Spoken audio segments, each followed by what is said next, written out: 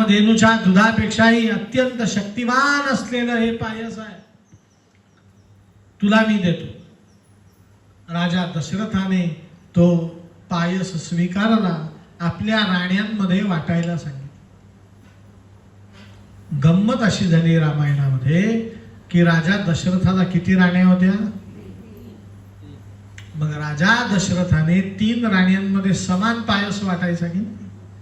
त्यालाही समान वाटायचा होता, पण इकडे यज्ञ नारायण प्रगट झाले आणि तिकडे सुमित्रा विटाळशी बसली। काय बसली? आणि राजा दशरथाने तो पायस आता सुमित्रेला देता येणार नाही म्हणून 2 समान भाग केले। कोणाकोणाला दिले?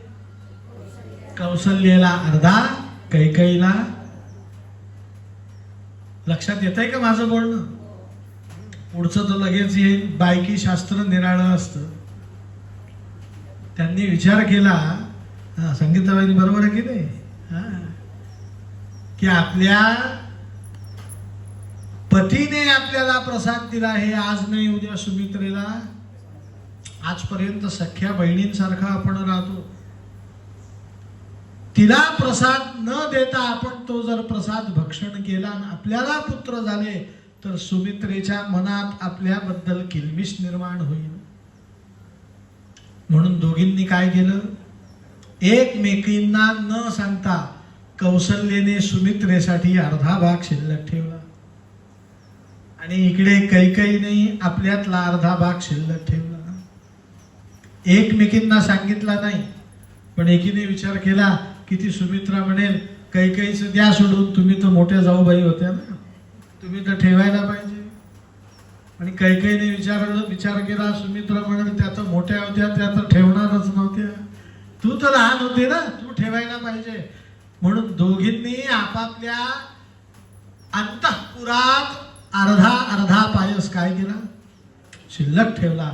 परिणाम, राजा दशरथाने पायसाचे 2 भाग केले होते, या राण्यांनी त्या पायसाचे 4 भाग केले आणि योग्य वेळेस 3ही राण्यांनी तो पायस भक्षण केला। कौसल्याने भक्षण केला 25%, कैकेयीने भक्षण केला 25% आणि सुमित्रेला दैवयोगाने किती मिळाला? अर्धा भाग मिळाला।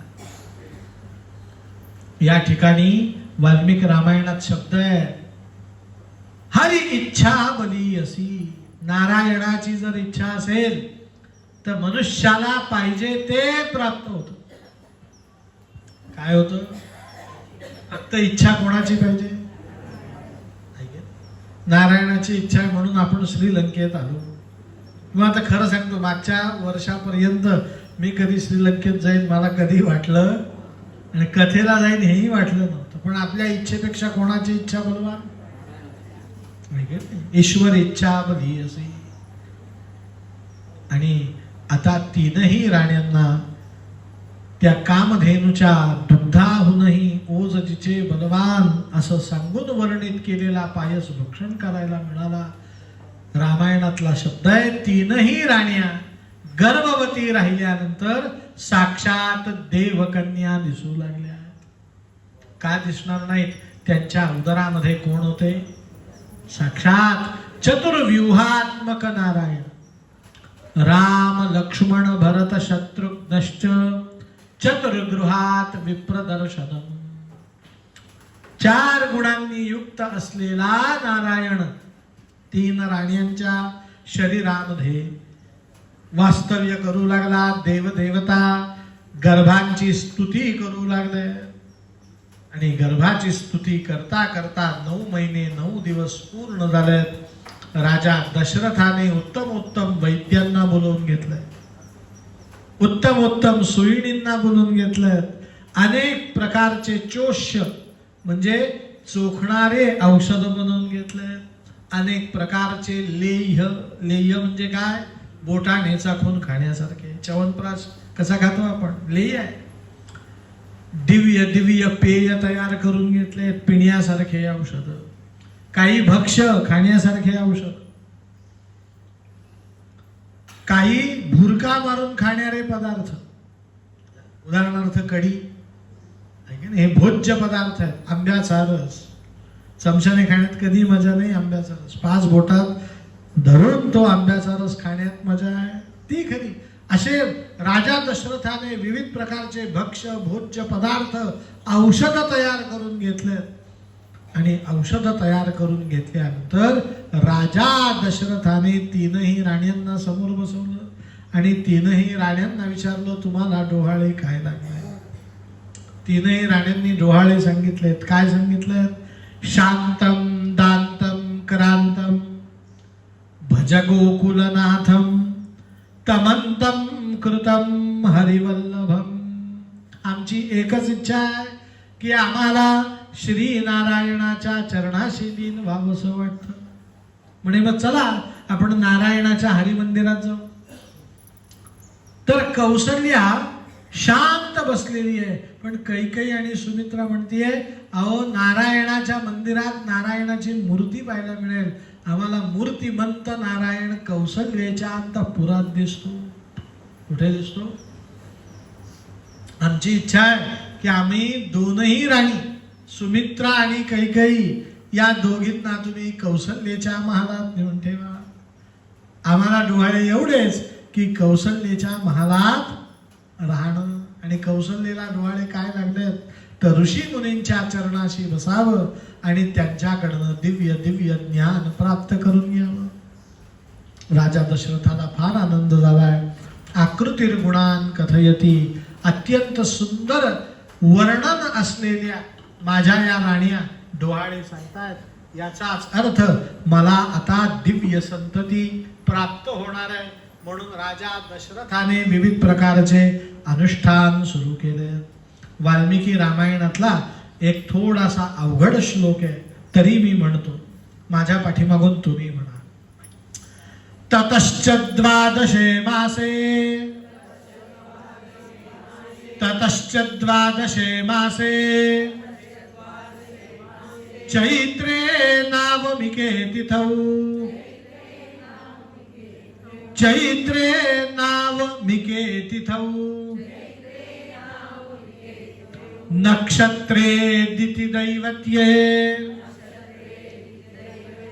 स्वोच्च संस्थेषु पच्चसु स्वोच्च संस्थेषु पच्चसु ग्रहेषु कर्कटे विवाहे वाक्पति विद्युना सह जायते प्रोद्यमाने जगन्नाथम सर्वलोक नमस्कृतम कौसल्या जनयत् रामम सवर्ण लक्षण संयुतम विष्णोरथम महाभागम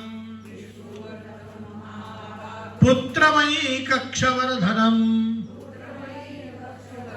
लोहिताक्षम महाबाहुम रक्तोष्ठम दुंदुभिस्वनम रामेण प्रहिता देव जानकी च तथा कृतौ गोपाल कृष्ण भगवान की. बालकांडातला श्लोक आहे. राजा दशरथाने आपल्या सगळ्या पूर्वजांची, आपल्या सगळ्या कुलदैवतांची, आपल्या सगळ्या ग्रामदैवतांची, आराध्य देवतांची प्रार्थना करायला सुरुवात केली. एक दिवस राजा दशरथाचा कुलपती कुलदैवत साक्षात सूर्यनारायण प्रगट झाला. लक्षात ठेवा, मनुष्याचं पहिलं दैवत असतं कुलदैवत. कुठलं दैवत? कुलदेवतेची उपासना करणं ही या जगतातली सर्वोत्कृष्ट उपासना सांगितली. शास्त्रामध्ये इथपर्यंत आज्ञा केली आहे, कुलदेवतेला सोडून इतर देवांची केलेली उपासना कधीही फलद्रूप होत नाही. कारण का? कुलांगीं कुलरक्षणीं कुलसंगी कुलवतीं आपली जी कुलस्वामिनी देवता आहे त्या देवतेचे गुण, त्या देवतेचे वर्ण आणि त्या देवतेकडून प्राप्त होणारं ज्ञान घेऊनच आपण जन्माला आलेलो आहोत. राजा दशरथाला हे माहिती होतं, म्हणून त्याने सूर्यनारायणाची उपासना केली आणि सूर्यनारायणाच्या उपासनेचं फळ सूर्यनारायण त्याला प्रसन्न होऊन वर देता झाला. या जगतात सर्वश्रेष्ठ उपासना कोणाची? कुलदेवतेची, आणि कुलदेवतेनंतर नारायणाची. पण त्यातही सूर्यनारायणाची उपासना सर्वश्रेष्ठ सांगितली, कारण नारायणाचाच एक अंश सूर्य रोज आपल्याला प्रत्यक्ष दर्शन काय देतो की नाही? लोक म्हणतात देव दिसत नाही, देव दिसत नाही. रोज दिसतो. सविता पश्चात्तात, सविता पुरस्तात, सवितोत्तरात्तात, सविता धरात्तात, सविता सुवतु सर्वतातीं, सविता नो रासतां दीर्घमायुः. सूर्यनारायण रोज दर्शन देतो. राजा दशरथाला सांगितलं, तुझ्या पोटी 4 नारायणाचे अंश जन्माला येतील, थोडासा धीर धर. किती धीर धर? सांगितलं, आकाशात 5 ग्रह जोपर्यंत उच्चीचे येत नाहीत तोपर्यंत तुझ्या घरी पुत्र जन्म होणार नाही. मग राजा दशरथाने वसिष्ठ ऋषींना बोलून घेतलं आणि चैत्र महिना आला. कुठला महिना? वाल्मिकी ऋषी लिहितात, ततश्च द्वादशे मासे चैत्रे नावमिके तिथे. आणि चैत्र पक्षातली शुक्ल पक्षातली नवमी तिथी आली. सकाळपर्यंत सगळं शांतता होती, पण जसा सूर्योदय झाला तसं अयोध्येतलं वातावरण बदललं. काय बदललं? म्हणे ववो वायु सुखस्पर्शः. चैत्र महिन्यात वारा कधी वाहत नाही, पण आज प्रभू रामचंद्र जन्माला येणार म्हणून सकाळपासून मंद मंद सुगंधित काय वाहू लागला? नद्या प्रसन्न सलिला. शरयू आदी सर्व नद्या प्रसन्न होऊन वाहू लागल्या. आकाशातला सूर्यनारायण 12 कलांनी युक्त आहे. सूर्याच्या 12 कला माहिती आहेत ना तुम्हाला? मित्राय नमः, रवये नमः, सूर्याय नमः, भानवे नमः, खगाय नमः, पूष्णे नमः, हिरण्यगर्भाय नमः, मरीचये नमः, आदित्याय नमः, सवित्रे नमः, अर्काय नमः, भास्कराय नमः. आज 12 कलांनी युक्त असलेला सूर्य एक एक कला सहस्त्र रश्मींची घेऊन तेजस्वी आकाशात चमकू लागला.